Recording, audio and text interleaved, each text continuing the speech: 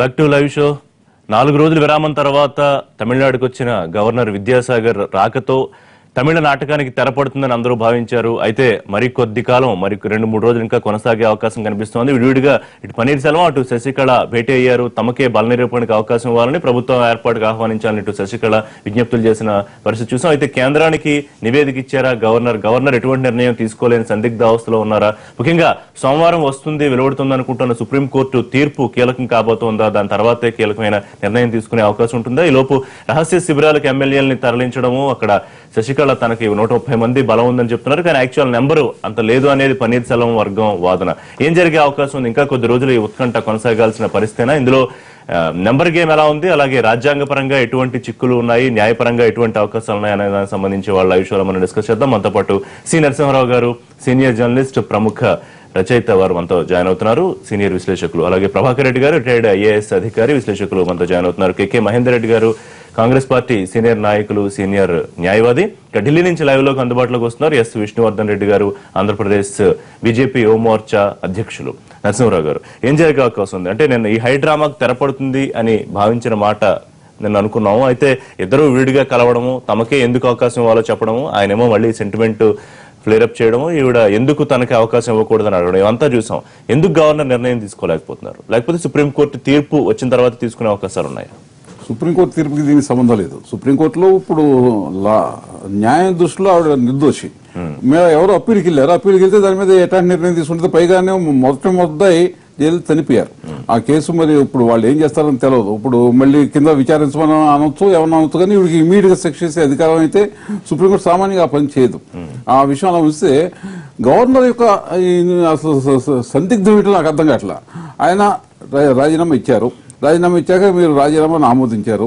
ఆమోదించి ఆయన ముఖ్యమంత్రి కొనసాగమన్నారు. అంటే నెక్స్ట్ స్టెప్ ఏమి తీసుకోవాలా? ఆమోదిస్తామంటే ఊరికి మామూలుగా నోటి మాటలు ఆమోదిస్తామే తప్ప దాన్ని నెక్స్ట్ స్టెప్ ఏమి తీసుకోవాలి? ఇంకోళ్ళని ఎవరైనా ప్రమాణ స్వీకారం చేస్తే అప్పుడు ఇది పూర్తిగా ఆమోదం పొందినట్టు. అయినప్పుడు ఈయన విత్డ్రా చేసుకుంటా అన్నాడు. విత్డ్రా చేసుకుంటానంటే ఆయనకు వచ్చిన ఇబ్బంది ఏంటి? విత్డ్రా చేసుకునేవ్వండి. రాజ్యాంగంలో ఎక్కడ ఉంది? ఒకసారి రాజీనామా ఇచ్చాక అది ఖచ్చితంగా ఆమోదించినట్టే అని ఎక్కడ రాసిందా రాజ్యాంగంలో? ఎవరైనా చెప్పారా? ఏమైనా ప్రెసిడెంట్స్ ఉన్నాయా? ఇంతవరకు గతంలో ఎప్పుడైనా సరే రాజీనామా ఇచ్చి మళ్ళీ వెనక్కి తీసుకున్న సందర్భాలు అసలు ఎక్కడన్నా ఉన్నాయా? అసలు ఇందుకు ఈయనకి సందిగ్ధం ఎందుకు? ఆయన రాజీనామా ఇచ్చాడు, కొత్త వాళ్ళు ప్రమాణ స్వీకారం చేసే వరకు ఈయన ముఖ్యమంత్రి, అబద్ధ ముఖ్యమంత్రి అన్నది రాజ్యాంగం లేదు. ఇప్పుడు ఈయన ముఖ్యమంత్రిగా ఉన్నప్పుడు ఆయన విత్డ్రా చేసుకుంటా అంటున్నాడు. ఆ రిజిగ్నేషన్ లెటర్ విత్డ్రా చేసుకుంటాను. ఈయనకి వచ్చిన ఇబ్బంది ఏంటి? విత్డ్రా చేసుకుని అసెంబ్లీలో ప్రూవ్ చేసుకోమని చెప్పొచ్చు. అసెంబ్లీలో నెక్స్ట్ ఇప్పుడు అసెంబ్లీ కన్వీన్ చేయమని చెప్పొచ్చు, బడ్జెట్ సెషన్ లో ప్రూవ్ చేసుకోమని చెప్పొచ్చు. దానికి ఈయనకు వచ్చిన ఇబ్బంది లేదు. ఎందుకు సందిగ్ధంలో పడ్డారు? ఎందుకు కేంద్ర ప్రభుత్వం సందిగ్ధంలో ఉందో చాలా మంది అంటున్నట్టు కేంద్ర ప్రభుత్వం డైరెక్షన్ లోనే గవర్నర్ ఈ విషయంలో ఆచితూచి స్పందించే అవకాశం ఉందా? అట్లాగే కనిపిస్తుందా? అంటే గవర్నర్ కొన్ని సందిగ్ధం కేంద్ర ప్రభుత్వానికి కూడా ఉందనా? ఏమో మరి తెలియదు మనకి. వాళ్ళు కూడా కేంద్ర ప్రభుత్వం కూడా ఏమి దిక్కుతోతున్న పరిస్థితులు ఉందేమో మనకు తెలియదు. వాళ్ళు కూడా నిర్ణయం తీసుకునే స్థితిలో లేరేమో మనకు తెలియదు. కానీ గవర్నర్ ఖచ్చితంగా నిర్ణయం తీసుకోవాలి. విత్డ్రా చేసుకునే అధికారం ఉంది. విత్డ్రా చేసుకోకూడదని ఎక్కడా లేదు. నేను ఆమోదించి నెక్స్ట్ స్టెప్ తీసుకున్న సేపు ఆమోదం పొందినా సరే ఆయన ముఖ్యమంత్రి కంటిన్యూ అవుతున్నాడు కాబట్టి ఆయన ఆమోదించారో తర్వాత ఏమి శాసనసభ పక్షనేతగా ఎన్నికయ్యింది ప్రభుత్వం ఆహ్వానించడానికి. అక్కడ ఖాళీ అయితే కదా ఎన్నిక అవుతాకి. అక్కడ ఖాళీ అయ్యాక ఎన్నిక సరే. ఇప్పుడు ఆ శాసనసభ పక్షనేతగా ఎంపిక చేస్తాం అన్నది సరిగ్గా జరిగిందా, సరైన పద్ధతిలో జరిగిందా లేదా అన్నది వేరే విషయం. అసలు ఇప్పుడు ఇప్పుడు జనరల్ సెక్రటరీగా ఉంది. జనరల్ సెక్రటరీగా ఎంపిక కావాలంటే సర్వసభ్య సమావేశం జరగాలి. దానికి 4 రోజులు నోటీసు కావాలి. ఏమో దానికన్నా తాత్కాలిక జనరల్ సెక్రటరీ నోటీస్ ఇస్తామని చెప్తున్నారు వాళ్ళు. ఏదేమైనా వాళ్ళు అక్కడ అసలు రాజీనామా చేశాక, రాజీనామా ఎందుకు చేశాడు, తర్వాత ఏమైంది, రాజీనామా చేశాక మొత్తం ప్రజల్లో విపరీతమైన కథలకు వచ్చింది. సోషల్ మీడియా మొత్తం కూడా ఈయనే ఉండాలి, ఆవిడ ఉంటాకి వీలేదని విపరీతమైన కల్లోలం చెలరేగింది. అలాగే ఒక హార్జాంటల్ గా వర్టికల్ గా స్ప్లిట్, హార్జాంటల్ స్ప్లిట్ అంటే ఎమ్మెల్యేలు ఒక పక్షాన, వాళ్ళ కార్యకర్తలు ఇతర నాయకులంతా ఒక పక్షాన చేరారు. చేరేసరికి ఎమ్మెల్యేల మీద రోజు ఒత్తిడి. ఇక్కడ వీడు తీసుకెళ్ళినా కానీ ఎమ్మెల్యేకి వాళ్ళు ఇంటికి ఫోన్ చేస్తే భార్య, పిల్లలు, తల్లిదండ్రులు వీళ్ళంతా అక్కడింతకున్న వచ్చేసేమని గగ్గోలు పెడుతున్నారంట. జనమంతా గగ్గోలు పెడుతున్నారు. సోషల్ మీడియాలో 1% కూడా ఆవిడ సమర్థించే వాళ్ళు లేరు. 99% ఇతను సమర్థించే వాళ్ళే. పన్నీర్సెల్వం చాలా గొప్పవాడేది కాదు, అసలు ముఖ్యమంత్రి కొనసాగుతున్నాడు. ఈవిడకున్న అర్హత ఏంటి? ఈవిడికి ఎటువంటి అర్హత లేదు. నేను సేవకురాలను కాబట్టి నేను చేయమంటది అని తప్ప తమిళనాడు పరిస్థితుల గురించి అక్కడ వ్యవసాయం బాగా దెబ్బతింది. 3 ఏళ్ల మట్టి వాతావరణం సరిగ్గా లేదు. పరిశ్రమలు పక్క రాష్ట్రాలు తరలిపోతున్నాయి, సాఫ్ట్వేర్ ఇండస్ట్రీ కూడా తరలిపోతుంది. ఆ విషయాలు ఏం మాట్లాడదు ఆవిడ. నేను సేవకురాలని 33 ఏళ్ళు ఆవిడ సేవ చేశా కాబట్టి నన్ను ముఖ్యమంత్రి చేయమంటది.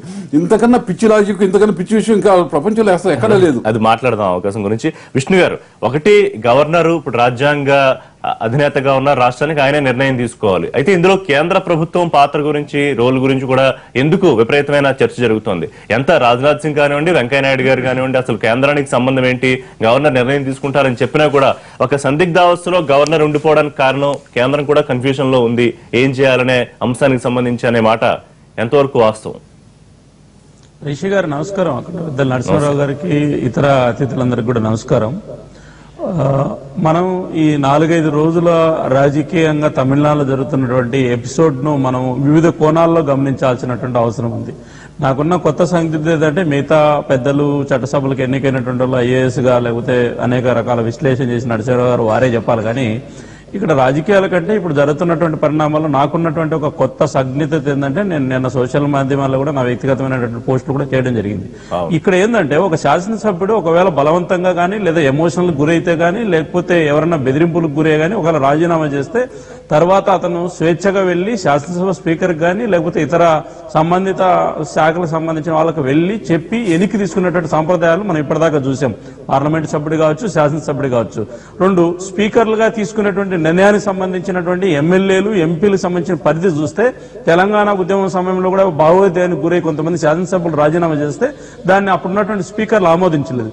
ఇక్కడ ఆ పరిధి దాటి ఒక ముఖ్యమంత్రి ఒక 2 రోజుల తర్వాత చేసినటువంటి ఒక సంచలన ప్రకటన ఏంటంటే, ఈ దేశ చరిత్రలో ఒక ముఖ్యమంత్రి నన్ను బలవంతంగా బెదిరించి కొంతమంది చుట్టూ కూర్చొని బలవంతంగా నన్ను భయపెట్టి సంతకం పెట్టించారనేటువంటిది ఇక్కడ ఈ దేశంలో సంచలనంగా జరిగినటువంటి ఒక సంఘటన. ఈ సందర్భంగా గవర్నర్ బాధ్యత, కేంద్ర కేబినెట్ బాధ్యత. తమిళనాడులో జరుగుతున్నటువంటి పరిణామాలకు సంబంధించి భారత ప్రభుత్వంగా ఈరోజు బీజేపీ అధికారంలో ఉండి లేదా గతంలో కాంగ్రెస్ అధికారంలో ఉండి ఎవరైనా సరే అక్కడ ఉన్నటువంటి ప్రజలు ఇచ్చిన తీర్పు ఏదైతుందో అక్కడ అన్నాడీఎంకే పార్టీకి ప్రజలు తీర్పు ఇచ్చారు. ఇక్కడ వ్యక్తులు కాదు. ఇక్కడ పన్నీర్సెల్వమా లేకపోతే ఆ పార్టీకి సంబంధించిన ఇతర నాయకుల ఎవరనేటువంటి విషయం వేరు. అక్కడ ప్రజలు ఇచ్చింది ఆ పార్టీకి సంబంధించినటువంటి ఎమ్మెల్యేలకు. ఆ ఎమ్మెల్యేలు స్వేచ్ఛగా ఎవరినైనా ముఖ్యమంత్రిగా ఎన్నుకునేటువంటి అవకాశం ఉంది. అయితే ఈ జరిగిన పరిణామాల్లో అక్కడ రాజీనామా చేసిన ముఖ్యమంత్రి మళ్ళా గవర్నర్ దగ్గరికి వెళ్ళడం, గవర్నర్ గారి దగ్గరికి వెళ్లి నన్ను బలవంతంగా రాజీనామా చేయించారు, నా దగ్గర కూడా ఎమ్మెల్యేలు ఉన్నారు, నాకు అవకాశం కల్పిస్తే నేను బల నిరూపించుకుంటానని చెప్పి నేను చెప్పడం జరిగింది. ఆ చెప్పినటువంటి ఎవరైతే ప్రతిపక్ష పార్టీకి సంబంధించిన వ్యక్తులు ఎవరైతే ఉన్నారో వాళ్ళు కూడా స్వేచ్ఛగా ఎమ్మెల్యేలు అక్కడ లేరు, వాళ్ళకు స్వేచ్ఛగా ఓటు హక్కు కల్పించుకునేటువంటి అవకాశం కల్పించాలని వాళ్ళు ఒక పక్కన ఢిల్లీకి వచ్చి ఫిర్యాదులు చేశారు. ఈ పరిణామ క్రమంలో గవర్నర్ అనేటువంటి వ్యక్తి ఈ దేశంలో జరిగిన అనేక రకాలైన సంఘటనలు చూస్తే గతంలో తమిళనాడులో కూడా ఒక అవినీతి ఆరోపణలకు సంబంధించినటువంటి ముఖ్యమంత్రిని ప్రమాణ స్వీకారం చేయిస్తే ఆ రోజు ఇచ్చిన సుప్రీంకోర్టు రూలింగ్లు కానీ అవన్నీ కానీ గవర్నర్ తన పదవికి రాజీనామా చేయాల్సినటువంటి పరిస్థితి మనం వేగం ఉదాహరణ మనం తమిళనాడులో చూడొచ్చు. సో విష్ణు గారు, ఇంత క్లియర్ గా సీన్ కనిపిస్తున్నప్పుడు గవర్నర్ ఎందుకు నిర్ణయం తీసుకోలేకపోతున్నారు? గవర్నర్ నిర్ణయం తీసుకోవడానికి గవర్నర్ రాజీనామా ఇచ్చారు. ఆయన తన రాజ్యాంగబద్ధంగా ఎక్కడా లోపాలకు అవకాశం లేకుండా రాజీనామాను ఆమోదించాడు. ఆమోదించిన తర్వాత 1-2 రోజుల్లో నిర్ణయం తీసుకునే లోపలనే సుప్రీంకోర్టు ఒక తీర్పు ఇవ్వబోతున్నాం అనేటువంటిది షెడ్యూల్ ప్రకటించింది. ముఖ్యమంత్రిగా ప్రమాణ స్వీకారం చేయబోతున్నటువంటి శాసనసభ పక్ష నేతగా ఎన్నుకున్నటువంటి శశికళ గారి మీద ఇచ్చినప్పుడు రాజ్యాంగబద్ధంగా గవర్నర్ అథారిటీ జనరల్ తోటి గాని కేంద్ర ప్రభుత్వానికి సంబంధించిన న్యాయశాఖ కోవిధులతో గాని చర్చించాల్సిన బాధ్యత ఆయన మీద ఉంది. కాబట్టి ఆయన ఢిల్లీకి వచ్చాడు. ఆ పని చేసే లోపలే మళ్ళీ అక్కడ పరిణామ క్రమాలు జరిగాయి. ఆయన మళ్ళా ఢిల్లీ నుంచి నిన్ననే వెళ్ళాడు. రాజ్యాంగబద్ధంగా వాళ్ళిద్దరికి అవకాశం ఇచ్చాడు. కాబట్టి ఈ రోజు అక్కడ జరుగుతున్న పరిణామ క్రమాలన్నింటి మీద న్యాయబద్ధంగా గవర్నర్ అనేటువంటి వ్యక్తి ఎక్కడ కూడా లోపానికి అవకాశమే లేదు. ముఖ్యమంత్రికి అవకాశం ఇచ్చాడు. ఇప్పుడు అపధర్మ ముఖ్యమంత్రి కూడా అతనికి అవకాశం ఇచ్చాడు. లేదా పార్లమెంట్ లో అన్నాడీఎంకే ఎంపీలు నిన్న నిరసన వ్యక్తం చేశారు. కావాలని ఉద్దేశపూర్వకంగా గవర్నర్ జాప్యం చేస్తున్నారు. ఇందులో బీజేపీ పాత్ర గురించి కూడా ప్రస్తావించిన సందర్భం. అలాగే మీ పార్టీ సీనియర్ నాయకులు ఎగ్జిక్యూటివ్ మెంబర్ సుబ్రహ్మణ్య స్వామి కూడా చేస్తున్న ట్వీట్లు మీరు చూసే ఉంటారు. శశికళ చేత ఎందుకు ప్రమాణం చేయించకూడదు, ఆమె శాసనసభ పక్ష నేతగా ఎన్నికైనప్పుడే ఆయన చాలా స్పష్టంగా ప్రశ్నిస్తున్నారు. భారతీయ జనతా పార్టీగా శశికళ గారిని ప్రమాణ స్వీకారం చేయించకపోవడం అనేటువంటిది భారతీయ జనతా పార్టీకి సంబంధం లేని అంశం. ఒక రాజకీయ పార్టీగా తమిళనాడు ప్రజలు తీర్పిచ్చారు అన్నా డిఎంకేకి. వాళ్ళ శశికళను పెట్టుకోండి, సమ్ ఎక్షన్ పెట్టుకోండి. భారతీయ జనతా పార్టీ మీద కొంతమంది కావాలని అనుమానపు చూపులతోటి మనం ప్రిడిక్షన్ చెప్తున్నాం తప్ప బీజేపీకి తమిళ ప్రజలు ఇచ్చిన తీర్పును గౌరవిస్తుంది. ఆ పార్టీ ఎవరినైనా పెట్టుకోవచ్చు. ఇక్కడ పాత్ర అంతా ఏంది? రాజ్యాంగబద్ధంగా బాధ్యత నిర్వహించాల్సినటువంటి అక్కడ ఉన్నటువంటి గవర్నర్ గారిది, ఇక్కడ ఉన్నటువంటి కేంద్ర కేబినెట్ ఇది. కేంద్ర కేబినెట్ పరిధిలోకి ఆ అంశం ఇంకా రాలేదు. రాష్ట్రపతి పరిధిలో, గవర్నర్ పరిధిలో ఉంది. భారతీయ జనతా పార్టీగా మేము గుర్తు చేసేది ఏంటంటే, ఇక్కడ దురదృష్టశాతం ఒక అంశాన్ని చెప్పాలి. చట్టసభలోకి ఎన్నికైనటువంటి శాసనసభ్యులు ఆ ముఖ్యమంత్రిని స్వేచ్ఛగా ఎన్నుకునేటువంటి అవకాశం మనం ఇవ్వాలి. కాబట్టి దీంట్లో ఒక రాజకీయ పార్టీ ఇంకో రాజకీయ పార్టీని అతీతం ఏం లేదు. ఈరోజు శాసనసభ్యులందరూ తీసుకుపోయి ఎక్కడో బలవంతంగా సెల్ ఫోన్లు తీసుకొని మనం వాళ్ళందరినీ హోటల్లో పెట్టుకునే సాంప్రదాయాలు ఇది మొదటిది కాదు. గతంలో కూడా అనేక మంది చేశారు. కాబట్టి ఈ దుష్ట సాంప్రదాయాలు ప్రజాస్వామ్యంలో నైతిక విలువలు పోయేటువంటిది ఏ పార్టీ అయినా చేయకూడదు. ఇప్పుడు కూడా శాసనసభ్యులు స్వేచ్ఛగా నిర్ణయం తీసుకోవాలనేటువంటిది నాకున్నటువంటి వ్యక్తిగత అభిప్రాయం. ప్రభాకర్ రెడ్డి గారు, తమిళ ప్రజల విషయంలో బీజేపీ ప్రత్యక్షంగా జోక్యం చేసుకోదు. వాళ్ళు ఆ పార్టీ ఎవరినైనా ముఖ్యమంత్రి చేసుకోవచ్చు. భారతీయ జనతా పార్టీ అంతర్గతమైనటువంటి యొక్క విషయంలో జోక్యం చేసుకోదు. రాజ్యాంగబద్ధంగానే భారతీయ జనతా పార్టీకి పరిధి ఉందో ఆ పరిధిలోనే పనిచేస్తుంది. వాళ్ళకి స్వేచ్ఛగా ఎమ్మెల్యేల బలం ఉండడం ఒక ఎత్తు అయితే, ఆ బలం ఎలా ఉంది? బలవంతమైన బలం ఉందా, లేకపోతే వాళ్ళు స్వేచ్ఛాపూరితమైన వాతావరణంలో మీ వెనకాల ఉన్నామని చెప్తున్నారనేది కూడా ఇప్పుడు చర్చ. ఇలాంటివన్నీ అనేక సార్లు జరిగాయి. ఈ గత 60 సంవత్సరాల భారతదేశ చరిత్రలో అనేక రాష్ట్రాల్లో తిరుగుబాటు చేసుకోవడాలు, నేను లీడర్ అంటే నేను లీడర్ అనాలు, నాకు మెజారిటీ ఉంది నాకు లేదు అనేది జరిగింది. దానికి ఎస్టాబ్లిష్డ్ ప్రాక్టీస్ ఏంటంటే, let this be decided in the floor of the assembly. Okay, so ఎంతమంది ఉన్నారు ఎంతమంది లేరు అనేది బయట కాదు, సంతకాలు కాదు, పెరేడ్ చేయడం కాదు. మీరు అసెంబ్లీని కన్వే చేసి, అసెంబ్లీ అయితే అసెంబ్లీ, పార్లమెంట్ అయితే పార్లమెంట్, అక్కడ ప్రతి మెంబర్లు వాళ్ళు లోపలికి వచ్చి వాళ్ళు అక్కడ ఎవరంటే వాళ్ళు లోపలికి పోయే అవకాశం ఉండదు. ఎలక్టెడ్ ఎమ్మెల్యేనే లోపలికి వెళ్తాడు. స్పీకర్ గారు ఉంటారు, స్పీకర్కి తెలుస్తుంది వాళ్ళకి. సో స్పీకర్ సమక్షంలో ఎవరికి మెజారిటీ ఉందని నిరూపించుకునే అవకాశం ఇవ్వాలి. సో ఆ నిరూపించుకునే అవకాశానికి ఇచ్చేదానికి, అసెంబ్లీ కన్వే చేసేదానికి స్టెప్ బై స్టెప్ తీసుకోవాలన్నమాట. దీంట్లో డిస్క్రిప్షన్ ఉండకూడదు. నేను ఇష్టమైతే పెడతాను, నాకు ఈ నాయకుడు ఇష్టము, ఆ నాయకుడు ఇష్టము, ఇతను రిజైన్ చేశాడు, ఇతను చేయను అన్నాడు, ఆమె క్లెయిమ్ చేసింది, క్లెయిమ్ ఇంకొకటి పేపర్లో ఇట్లా వచ్చింది, వీళ్ళందరూ బలవంతంగా ఎక్కడో హోటల్లో పెట్టారు. వీటికన్నిటికీ ఇవన్నీ న్యూస్ లాగే ఉపయోగపడతాయి తప్పితే ఎస్టాబ్లిష్ చేసేదానికి ఎవరు నాయకులు, ఎవరికి మెజారిటీ ఉంది, ఇది ఒక్క ఫ్లోర్ ఆఫ్ ది అసెంబ్లీ కానీ ఫ్లోర్ ఆఫ్ ది పార్లమెంట్ లోనే జరుగుతుంది. దానికి అవకాశం ఇవ్వాలి. So nobody should use the description. అది గవర్నమెంట్ గవర్నరా లేకపోతే సెంట్రల్ గవర్నమెంట్ దానికి అవకాశం ఇవ్వకుండా స్ట్రైట్ అవే ఇక్కడ బల నిరూపణకు అవకాశం ఎవరికి ఇవ్వాలనేది కూడా ఒక పెద్ద ప్రశ్నగా ఉంది. ఎవరికి అవసరం? రాజీనామా ఆమోదించబడ్డాక మళ్ళీ ఆయన వెనక్కి తీసుకుని ఆయన బల నిరూపణకు అవకాశం ఇవ్వచ్చా, లేకపోతే ఇవ్వాలా? ఒక చిన్న విషయం, ఒక పార్టీకి ఇంకో పార్టీకి మధ్య ప్రతిపక్ష పార్టీలో ఎవరు బలం ఉందని నిరూపించుకుంటాక అసెంబ్లీ వేదిక అవచ్చు. కానీ ఒకే పార్టీలో ఎవరు బలం ఉందని నిరూపించుకుంటాక అసెంబ్లీ ఎలా వేదిక అవుతుంది? ఏమవుతుంది? ఒకే పార్టీలో ఇప్పుడు నాయకులు ఎవరు కావాలి, ముఖ్యమంత్రి ఎవరు అసెంబ్లీలో ప్రవేశించాలి? దానికి నేను చెప్తాను. దానికి ఏమవుతుందంటే, ఇప్పుడు ఈయన పన్నీర్ సెల్వన్ రిజైన్ చేశాడు, దాన్ని యాక్సెప్ట్ చేశారు, ఆమె క్లెయిమ్ చేసింది. క్లెయిమ్ చేసినప్పుడు నార్మల్ గా ఆమెకు అవకాశం ఇవ్వాలి.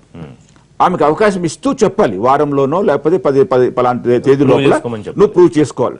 ఆమె ఏం చేస్తుందంటే, అసెంబ్లీ కన్వే చేసిన తర్వాత she will move a motion whether this house has got confidence in my government. Okay, no confidence కాదు, మోషన్, కాన్ఫిడెన్స్ మోషన్ అన్నమాట. అది గవర్నర్ ఆ నిర్ణయం తీసుకున్న దానికే సుప్రీంకోర్టు మందలిచ్చింది. సుప్రీంకోర్టు ఆ రకంగా చర్యలు చేపట్టింది. గవర్నర్ పదవిని బాధ్యతల నుంచి నువ్వు సరిగ్గా నిర్వర్తించలేదు, సామాజిక అంశాలను కూడా పరిణామాలు కూడా దృష్టిలో పెట్టుకోవాలనే సంఘటన కూడా మనకు ఉదాహరణ తమిళనాడులోనే కనపడుతుంది. కాబట్టి గవర్నర్ తన బాధ్యతను జాగ్రత్తగా నిర్వర్తించాలనేటువంటిదే నాకు నా అభిప్రాయం. మనం దీన్ని పరిగణలో తీసుకొని మాట్లాడాలి. శిక్ష పడినప్పుడు ఎలా చేస్తారని చెప్పారు తప్ప అసలు ఒక పార్టీలో మెజార్టీ ఎవరు నిర్ణయించుకుంటాకి అసెంబ్లీ ఎలా వేదిక అవుతుందో నాకు అర్థం కావట్లేదు. వాళ్ళ డిఎంకే పార్టీ కన్నా డిఎంకే పార్టీ మధ్య తగాదా లేదు. ఎవరి మెజార్టీ ఉందన్న సందిగ్ధం లేదు. ఒక అన్నా డిఎంకేలో ఏ నాయకుడిని బలపరుస్తున్నారు ఈ శాసనసభ్యులంతా అన్నది ఉంది. దానికి కొంతకాలం వాళ్ళ ఉద్రేకభరితమైన విష్ణువర్ధన్ రెడ్డి చెప్పినట్టు ఒక ఉద్రేకభరితమైన వాతావరణం, ఒక ఎక్స్ట్రానరీ సిచ్యువేషన్ ఎవాల్వ్ అయింది. అక్కడ ఆ ఎక్స్ట్రానరీ సిచ్యువేషన్ డిఫీట్ చేయండి. ముందు ఒక నెల రోజులు 2 నెలలు పోతే వాళ్ళు స్వేచ్ఛగా నిర్ణయించుకునే అవకాశం వాళ్ళకి ఇవ్వండి. మహేందర్ రెడ్డి గారు, అంటే ఒక పొలిటికల్ కన్ఫ్యూజన్ ఉన్న పరిస్థితి చూస్తున్నాం మనం తమిళనాడులో.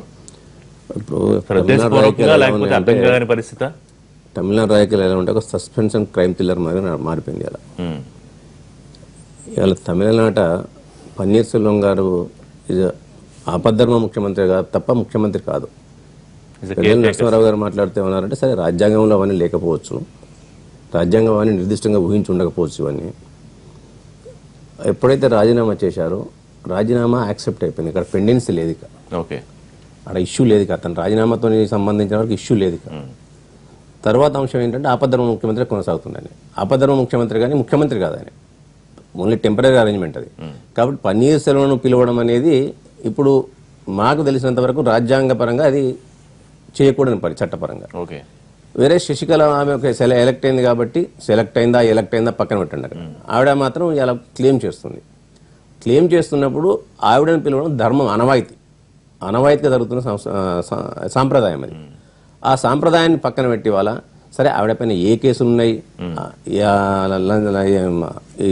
ఏదైతే ఇప్పుడు సుప్రీంకోర్టులో కేసు ఉందో అవన్నీ కూడా ఒక ఊహించి మేము ఇవాళ మనం డెసిషన్ తీసుకొని వస్తే కావచ్చు, వారం రోజుల తర్వాత వస్తుంది కాబట్టి అలా మేము చేసుకోమంటే ఆ వారం రోజుల మందేమే సీఎం ఉంటుంది, ఆ వారం రోజుల మందేమే ఉండనియండి. ఆవిడ రాజ్యాంగం ఊహించిన దానికి తీర్పు మేము ఒక వారంలో ఇవ్వబోతున్నాం అని సుప్రీంకోర్టు చెప్పడం కానీ ఇలాంటి ఫోకస్డ్ గా ఉన్న కేసుల్లో దాన్ని ఏమవుతుందో అనే ఒక అనుమానంతో ఇట్లా నిర్ణయాల్ని హోల్డ్ చేయడం కానీ ఇట్లా ఎప్పుడైనా జరిగిందా గతంలో? అంటే ఇంతవరకు ఇటువంటి సంఘటనలు జరిగినాయి అనుకున్నా నాకు తెలిసినంత వరకు. రెండోది ఏంటంటే ఇక్కడ తమిళ ప్రజలు సామాజికంగా చాలా అంశాల్లో చురుకైన వ్యక్తులు. మొన్నటికి మనం చూసుకున్నట్టయితే జల్లికట్టు విషయంలో వాళ్ళు సమాజం ఇలా ఆ రోజు ఆందోళన చేసి సాధించుకుంది. ఎప్పుడైతే శశికళ మన్నార్గుడి యొక్క రాజకీయాలు తమిళ రాజకీయాల మీద ఒక మచ్చ వస్తాయని అనుకున్నాయో, ఆవిడ ఇలా కరప్షన్ కు వాటన్నిటికీ ఒక ప్రతీకగా ఉన్నది ఆవిడ. కాబట్టి ఆవిడ వస్తే మా రాజకీయాల భవిష్యత్తు ఉంది, మా రాష్ట్రానికి మచ్చ వస్తుందని ఒక ఆలోచనలో ఉన్నారో వాళ్ళందరూ కూడా చేయొచ్చు, చేస్తున్నది కూడా అయి ఉండొచ్చు. అది కొన్ని రాజకీయ శక్తులు చేంజ్ కూడా ఉండొచ్చు అవి. ఇలా ఎందుకంటే శశికళను నచ్చక చేసే వాళ్ళు కూడా కొంతమంది ఉన్నారు. రాజకీయంగా పనిచేస్తాం ఏమి అమాయకుడు కాదు ఆయన, 3 సార్లు ముఖ్యమంత్రి, జయలలితకు విధేయుడు ఉండొచ్చు. కానీ రాజకీయంగా ఆయనే అమాయకుడు అయితే ఇన్నిసార్లు గెలవడు. ఆయనే రాజకీయ చిత్రతాణంలో తప్పకుండా ఉంటుంది. దానికి తోడు ఇతర ప్రతిపక్ష పార్టీలు కూడా సహాయం చేసి ఉండొచ్చు అనుకో.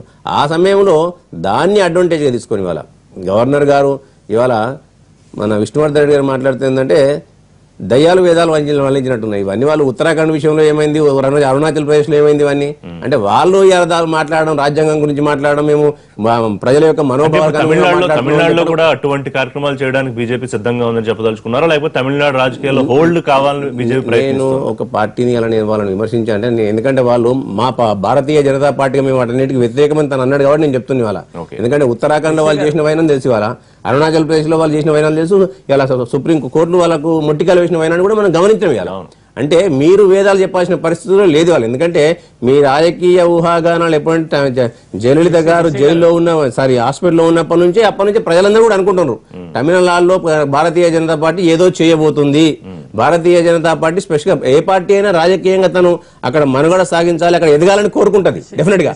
తమిళనాడులో కూడా ఎదగాలనే ఒక కోరికతోని అప్పటి నుంచే పావులు కలిపిందని ఒక ఊహాగానం నేను చెప్తుంది కాదు ఇవాళ. అక్కడ ప్రజలు గాని వాళ్ళు గాని రెస్పాండ్ అయ్యే ముందు నరసింహారావు గారు అంటే నేను ఒక్కసారి మొత్తం సీన్ అంతా చూస్తే కనుక ఒక్క నిమిషం విష్ణు గారు మీరు మాట్లాడే ముందు ఒక్క నిమిషం మీకు ఇస్తా. పన్నీర్ సెల్వం చాలా కాన్ఫిడెంట్ గా కనిపించడం, ఆయన బయటకు వచ్చి 2 సార్లు ప్రెస్ మీట్ పెట్టడం, మనం వైపే ధర్మం ఉంది, మంచి గెలుస్తుంది, అమ్మ ఆశీస్సులు ఉంటాయని చెప్పడం, శశికళ ఎవరిని అడ్రస్ చేయకుండా ఆవిడ ఏదో చాలా అంటే కొన్ని పత్రికలు అయితే ఆవిడ ఇంటికి వెళ్ళిన తర్వాత ఆ బోర్న విలపించారు పేపర్లన్నీ కొట్టి. అంటే పన్నీర్ సెల్వం వైపు ఏమన్నా పాజిటివ్ గా ఉంది అనుకోవాలా నేను సిచ్యువేషన్ చూస్తే? ఇంకొకటి ఏంటంటే వారికి ఏదో అవకాశం ఇచ్చారో 5 రోజులు టైం ఇచ్చారని కూడా వస్తుంది.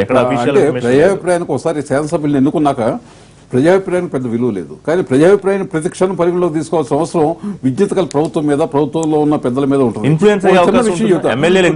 చిన్న విషయం ఆయన ఇందాక మహేందర్ రెడ్డి గారు కూడా చెప్పారు, ఇప్పుడు వాళ్ళు మ్యానిపులేట్ చేసి ఉండొచ్చు అని. కానీ 30 లక్షల ట్వీట్లు వచ్చినాయి ఇతనికి అనుకూలంగా, ఆవిడకు అనుకూలంగా కొన్ని వేలలు ఉన్నాయి. 30 లక్షల మంది ట్వీట్స్ ఇస్తే వాళ్ళ మీడియా ఛానల్స్ అన్ని ఉన్నాయి, మీడియా కానీ ఛానల్స్ కానీ మొత్తం పన్నీర్ సెల్వం సమర్థిస్తున్నాయి, ఆవిడ వ్యతిరేకిస్తున్నాయి. కనీసం ఆవిడ వ్యతిరేకిస్తున్నా పన్నీర్ సెల్వం కారణం ఏమి ఉండొచ్చు? కారణం ఏమి? సెన్స్ ఆఫ్ జస్టిస్ ఎటుంది? ఆవిడ కేవలం పరిచారక ఉన్న ఆవిడ ఒక 10 మనిషిని ముఖ్యమంత్రి చేస్తా ఉంటే అంత పెద్ద రాష్ట్రానికి అసలు ఎట్లాంటి వాళ్ళు, కామరాజు నాడార్ లాంటి వాళ్ళు పరిచారికలు కాకూడదని ఎక్కడ లేదు. పరిచారక అవుతువే క్వాలిఫికేషన్ అంటే మాత్రం చాలా గొడవ అవుతుంది. పరిచారకగా ఉండి నువ్వు మిగతా వాటిలో కూడా నీ సామర్థ్యం ఉంటే, మిగతా వాటిలో నీకు అనుభవం ఉంటే, మిగతా వాటి మీద అవగాహన ఉంటే నువ్వు అవ్వచ్చు, ఎవరైనా అవ్వచ్చు. చాలా మంది అయ్యారు, కూలి చేసుకునే స్థాయి నుంచి కూడా చాలా మంది అయ్యారు. దాని కాదు కేవలం నేను పరిచారకులు కాబట్టి ముఖ్యమంత్రి కావాలంటే, అందులో ఒక నాయకురాలు పరిచారకులు కాబట్టి ముఖ్యమంత్రి కావాలంటే, అంటే ఎవరైనా ముఖ్యమంత్రి కావచ్చు, ఆ పరిచారక కూడా కావచ్చు, కానీ ఆ పరిచారక ఒక్కటే క్వాలిఫికేషన్ తో నేను ముఖ్యమంత్రి కావాలంటే మాత్రం అది ప్రపంచంలో ఎవరు సహించడం, వింటా కూడా అసహ్యంగా ఉంది. పరిచారక కాబట్టి నేను ముఖ్యమంత్రి కావాలంటే ఏంటంటే ఆవిడకి ఇంకా అనేక అర్హతలు ఉన్నాయి. అన్నిటితో పాటు పరిచారగా ప్రారంభించాలంటే ఓకే. రాజ్భవన్ నుంచి అఫీషియల్ గా ఎటువంటి ప్రకటన రాకపోయినప్పటికీ పన్నీర్ సెల్వానికి ఒక 4 రోజులు 5 రోజులు సమయం ఇచ్చారు బల నిరూపణకని కొన్ని పత్రికలు రాశాయి. అయితే అటార్నీ జనరల్ తోనూ లేకపోతే న్యాయ సలహా తీసుకుంటున్నారని మనకు వస్తున్న ఇన్ఫర్మేషన్. సుబ్రహ్మణ్య స్వామి ట్వీట్ కూడా చూస్తే ఒకవేళ అట్లాంటి అవకాశం ఇచ్చి ఉంటే పన్నీర్ సెల్వానికి ఇది దేశం మొత్తం రాజకీయంగా ఒక పెద్ద ఫాల్ డౌన్ అని ఆయన ఒక ట్వీట్ చేశారు. అట్లాంటి అవకాశం ఏమైనా ఉండి ఉండొచ్చు. పెద్దలు నరసింహరావు గారు ఒక వ్యాలిడ్ పాయింట్ చెప్పారు. ఏంటంటే తమిళనాడులో ఉన్నటువంటి ప్రజలు చాలా ఈ దేశంలోనే అత్యంత భాగోద్వేగానికి అతి తక్కువ సమయంలో లోనుకు గురయ్యేటువంటి వ్యక్తులు. జల్లికట్టు విషయం కావచ్చు, తమిళనాడులో జయలలిత గారి కేసులో జైలుకు పోయినప్పుడు సందర్భం కావచ్చు, లేకపోతే ఎన్నికల సందర్భంలో ఒకే పార్టీకి ప్రజలు మద్దతు ఇచ్చేటువంటి అంశాన్ని కావచ్చు, మనం ఇక్కడ తమిళ ప్రజలను మనం ఈ దేశంలో కొంత ఆ ప్రజల యొక్క భావోద్వేగాన్ని కూడా మనం అర్థం చేసుకోవాలి. కాబట్టి కేంద్ర ప్రభుత్వం ఏంటంటే ఇక్కడ తొందరపాటు నిర్ణయాలతోటి అక్కడ ప్రజలకు ఏది నష్టం కలగడుతుంది అనేటువంటిది ఇక్కడ బీజేపీగా మేము ఆలోచిస్తున్నది. లేదా గవర్నర్ గా పనిచేస్తున్నటువంటి విద్యాసాగర్ రావు గారు కొత్తగా రాజకీయ నాయకుడు ఏం కాదు. ఆయన కేంద్ర హోంశాఖ సహాయ మంత్రిగా పనిచేశాడు, పార్లమెంట్ సభ్యుడిగా పనిచేశాడు, లేకపోతే మన శాసనసభలో కూడా ఫ్లోర్ లీడర్ గా అనేక సంవత్సరాలు పనిచేసినటువంటి తెలుగువాడు, చాతుర్యం కలిగినటువంటి న్యాయకోవిదుడు కూడా. అయితే ఇక్కడ నేను ఒక విషయాన్ని నేను గుర్తు చేస్తున్నా. పెద్దలు మహేందర్ రెడ్డి గారు ఒక అంశాన్ని కామెంట్ చేశారు. నేను కూడా రాజకీయ అంశాలు మాట్లాడదలుచుకోలేదు ఈ అంశాలు అనేది. ఎందుకంటే నాకంటే వారికి ఎక్కువ తెలుసు రాజకీయంగా. నేను 23 సంవత్సరాలుగా ఒక రాజకీయ కార్యకర్తగా నేను పనిచేస్తున్న నాకున్న అనుభవం కొద్ది నేను చెప్పేది ఏంటంటే, ఈ రోజు కేంద్రం యొక్క పాత్ర ఎప్పుడు ప్రారంభమవుతుంది? భారతీయ జనతా పార్టీది కానీ కేంద్ర కేబినెట్ కానీ గవర్నర్ అధికారికంగా నివేదిక ఇచ్చిన తర్వాత కేంద్ర కేబినెట్ అక్కడ తమిళనాడులో ఉన్న రాజకీయ పరిస్థితుల మీద అధికారికంగా స్పందించడానికి కేంద్ర కేబినెట్ ఏర్పాటు చేసుకుని కేంద్ర కేబినెట్ లో నిర్ణయం ప్రకటిస్తుంది. అట్ ద సేమ్ టైం అప్పుడు కూడా ఏం చేస్తుంది? రాష్ట్రపతి అభిప్రాయాన్ని కూడా పరిగణలో తీసుకుంటుంది. ఇది నేను చెప్పాల్సిన అవసరం లేదు పెద్ద మహేందర్ రెడ్డి గారికి. ఇక్కడ గవర్నరు, బీజేపీ లేకపోతే కేంద్ర ప్రభుత్వం పాత్ర, బీజేపీ అక్కడ రాజకీయ అవసరాలకు వాడుకుంటుంది అనేటువంటి ఒక అనుమానం. నేను ఒక విషయాన్ని గుర్తు చేస్తున్నా. భారతీయ జనతా పార్టీ 2004, 1999, 2004 మధ్య కాలంలో అధికారంలో సందర్భంలో మా ప్రభుత్వం అటల్ బిహారీ వాజ్పేయి గారు నియమించినటువంటి గవర్నర్లు అందరూ కూడా 2004లో యూపీఏ ప్రభుత్వం ఒకటి అధికారంలోకి వస్తానట్లే బలవంతంగా ఢిల్లీకి పిలిపించుకొని మా వాళ్ళ రాజీనామా చేయమని చెప్పారు. ఏ ఒక్క గవర్నర్ లేదు. రాజనీతి కోజ్ఞుడు అనేక సార్లు ఎమ్మెల్సీ వీరామారావు ఇంతకు ముందు సోదరుడు విష్ణు గారితో అన్నాను, సరే ఇది రాజకీయ చర్చగా మనం బురదలుకున్నామంటే రాజకీయ చర్చగా బురదలుకున్నామంటే చల్లుకుందాం. ఇప్పుడు వాళ్ళు వచ్చిన తర్వాత ప్రభుత్వానికి వచ్చినా కూడా బలవంతంగా రాజీనామాలు చేసిన సంగతి ఆయన మర్చిపోతే నేను ఏం చెప్పలేని వాళ్ళ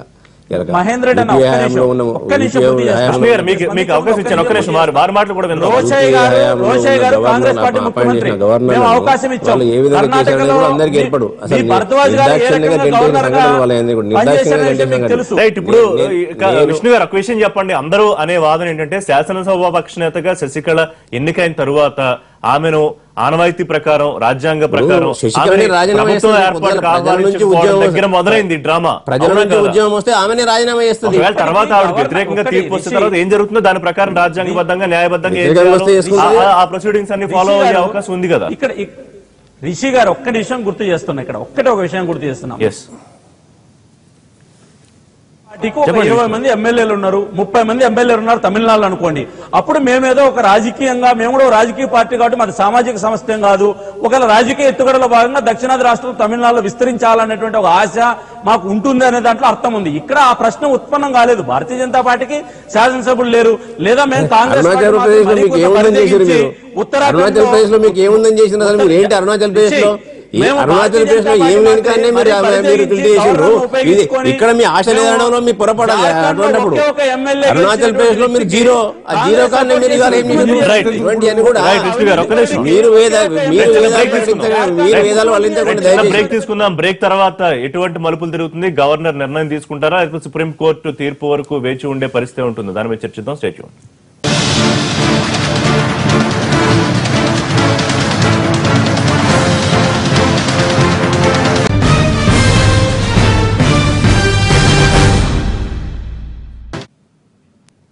బ్యాక్ టు లైవ్ షో. ఒకసారి చెన్నై తాజా పరిస్థితి తెలుసుకుందాం. అక్కడ మన కరెస్పాండెంట్ విజయ్ లైవ్ లో సిద్ధంగా ఉన్నారు. నైట్ నుంచి ఇవాళ వరకు మార్నింగ్ వరకు డెవలప్మెంట్స్ ఏం జరిగాయి అనే విషయాలు మనకు అప్డేట్ చేస్తారు. విజయ్.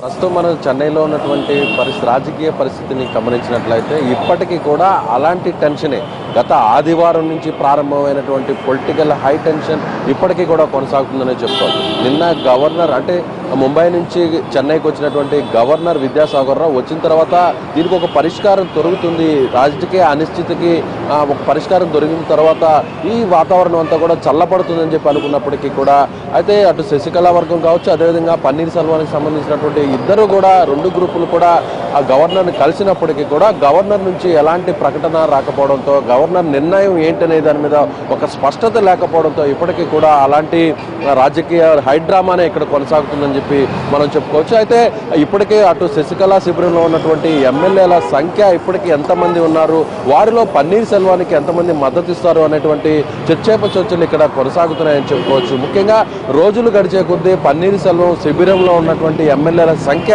మరింత పెరుగుతుందేమనేటువంటి ఆందోళన అటు శశికళ వర్గీయులు శశికళ అనుచరులో మాత్రం కొనసాగుతుందని చెప్పుకోవాలి. అయితే అన్నిటికంటే కూడా సోమవారం నాడు సుప్రీంకోర్టులో అక్రమ ఆస్తులకు మీద ఏటూగా ఉన్నటువంటి శశికళ మీద ఒక సుప్రీంకోర్టు తీర్పును కూడా వెలువరించబోతుంది అనేటువంటి వాదన ఇక్కడ వస్తుండడంతో అప్పటి వరకు కానీ ఇలాంటి అనిశ్చితి కొనసాగితే ఒకవేళ సుప్రీంకోర్టులో శశికళకు వ్యతిరేకంగా కానీ తీర్పు వచ్చి ఆమెకు శిక్ష పడినట్లుగా తీర్పు వస్తే మాత్రం ఇప్పటికి ఉన్నటువంటి ఎమ్మెల్యేలందరూ కూడా కకావికలమై వారందరూ కూడా ఖచ్చితంగా ఓపీఎస్ వైపు వస్తారనేటువంటి వాదన అటు ఓపీఎస్ వర్గీయులు చెప్తున్నారు.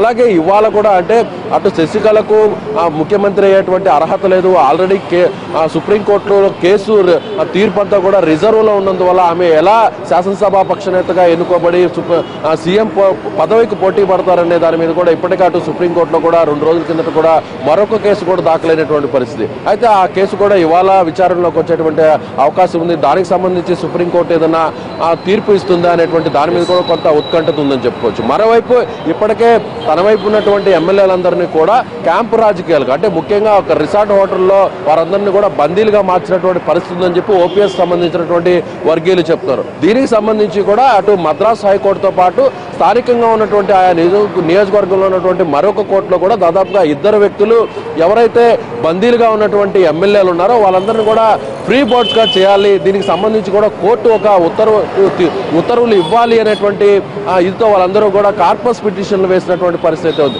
అయితే ఓవైపు అటు రాజ్భవన్ చుట్టూ ఇక్కడ రాజకీయాలన్నీ కూడా తిరుగుతున్నప్పటికీ మరోవైపు అటు ఓపీఎస్ కు అనుకూలంగా నిర్ణయం వచ్చేలా కూడా ఎవరైతే అటు స్వచ్ఛంద సంస్థలకు సంబంధించినటువంటి నాయకులు కావచ్చు, అదేవిధంగా రాజకీయాలకు సంబంధించినటువంటి తెరవెనుక మంత్రాంగం నడిపిస్తున్న వారు కావచ్చు, వీరు కూడా అటు శశికళకు వ్యతిరేకంగా కోర్టుకు వెళ్లడంతో అసలు కోర్టు తీర్పు ఏ విధంగా వస్తుంది అనేటువంటి మరొక టెన్షన్ కూడా ఇక్కడ ఉందని చెప్పుకోవచ్చు. అయితే ప్రస్తుతం ఉన్నటువంటి పరిస్థితులు మాత్రం ఆ ఓపీఎస్ కు గవర్నర్ దాదాపుగా 5 రోజులు సమయం ఇచ్చారు అనేటువంటి వాదన ఇక్కడ వినిపిస్తుంది.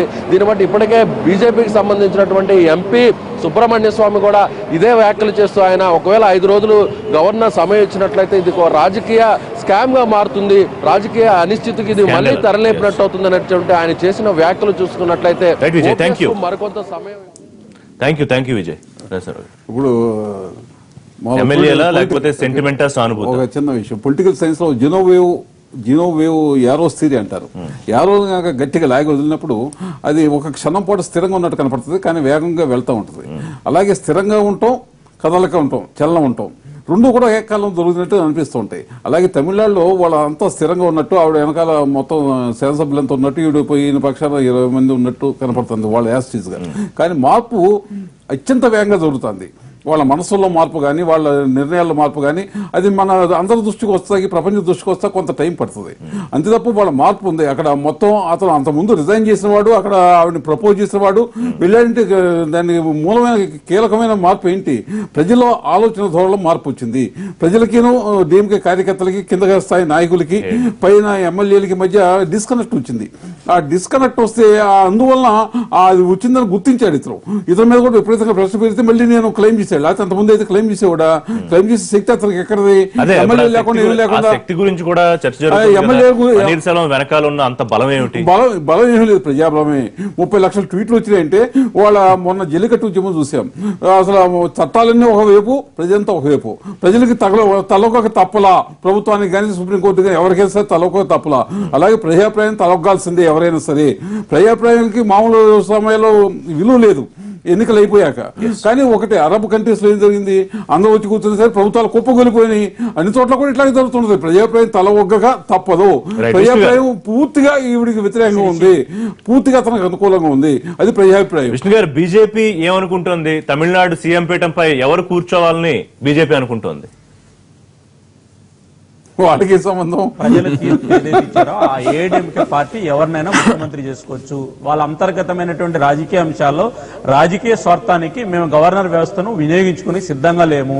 ఖచ్చితంగా కేబినెట్ నిర్ణయానికి నివేదిక ఇచ్చినప్పుడు మాత్రమే భారత ప్రభుత్వంగా కేబినెట్ నిర్ణయం అవుతుంది. ఇక్కడ ఒక చిన్న ఉదాహరణ నేను మీకు గుర్తు చేస్తాను. దేశంలో జరిగింది 2004-2009 మధ్యలో సయ్యద్ సబిత్ రిజీ అనేటువంటి ఒక గవర్నర్ గారు జార్ఖండ్ గవర్నర్ గా పనిచేశారు. ఆ సందర్భంలో 2006లో ఎన్నికలు జరిగితే భారతీయ జనతా పార్టీకి, కాంగ్రెస్ పార్టీకి సమానమైన సీట్లు వచ్చిన సందర్భంలో ఒకే ఒక్క ఓటుతో అక్కడ ప్రభుత్వాన్ని ఏర్పాటు చేసే పరిస్థితి వస్తే మధు కోడా అనేటువంటి ఒక వ్యక్తి బీజేపీ నుంచి బయటికి పోయి ఇండిపెండెంట్ గా ఎమ్మెల్యే గెలిస్తే అతన్ని ఉపయోగించి ఆ రోజు గవర్నర్ ఉపయోగించుకుని కాంగ్రెస్ పార్టీ ఒకే ఒక ఎమ్మెల్యే గెలిచిన అతని వ్యక్తిని మొత్తం కాంగ్రెస్ సపోర్ట్ చేసి ముఖ్యమంత్రి చేసింది.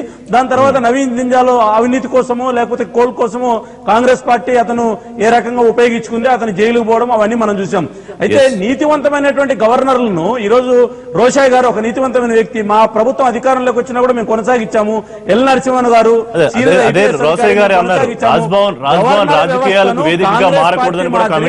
బీజేపీ గవర్నర్ వ్యవస్థను బీజేపీ దుర్వినియోగం చేయదు.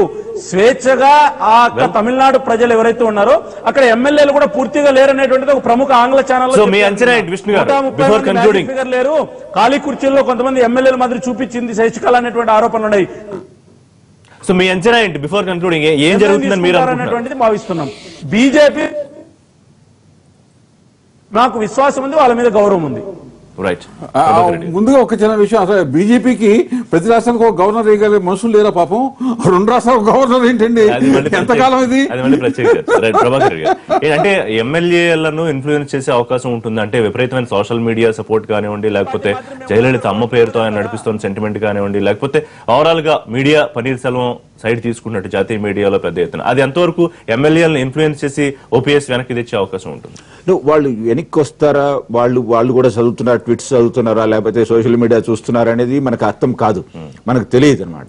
వాళ్ళని వాలంటరీగా ఎవరు నాయకుడు ఉండాలి అనేది డిసైడ్ చేసుకునే అవకాశం ఇవ్వాలి.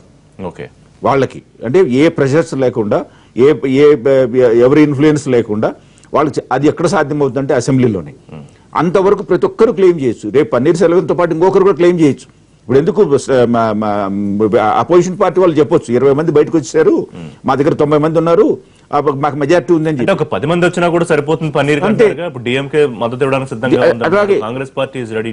సో అట్లా ప్రతి ఒక్కరు క్లెయిమ్ చేయొచ్చు. సో సిస్టమేటిక్ గా 100% ఎక్కడ డిసైడ్ చేయొచ్చు అంటే floor of the assembly. So దానికి అవకాశం కల్పించారు. బల నిరూపణకి ఎవరిని పిలవాలి గవర్నర్ మీ అంచనా ప్రకారం? ఇప్పుడు ఒకటేమో అయిపోయి ఒక స్టేటస్ అయిపోయింది పన్నీర్ సెల్వంది, నెక్స్ట్ ఆమె క్లెయిమ్ పెడుతోంది. సో ఆమెకి ఇవ్వాలి. ఇట్లా 2-3 వచ్చినా కూడా ఇస్తూ పోతూ ఉండాలి. ఓకే, వాళ్ళు ఫెయిల్ అయినప్పుడు తీసేస్తారు వాళ్ళు. సో ఇప్పుడు శశికళకే బల నిరూపణకి ఛాన్స్ ఇవ్వాలి.